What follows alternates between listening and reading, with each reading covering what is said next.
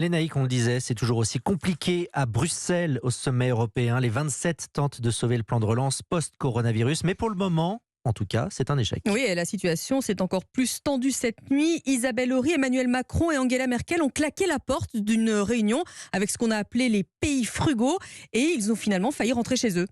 Oui, c'était un peu avant 1h du matin. La plupart des dirigeants étaient déjà partis se coucher. Mais la chancelière, le président et le président du Conseil européen, eux, étaient restés pour un face-à-face avec les premiers ministres des Pays-Bas, de la Suède, du Danemark, de l'Autriche et de la Finlande.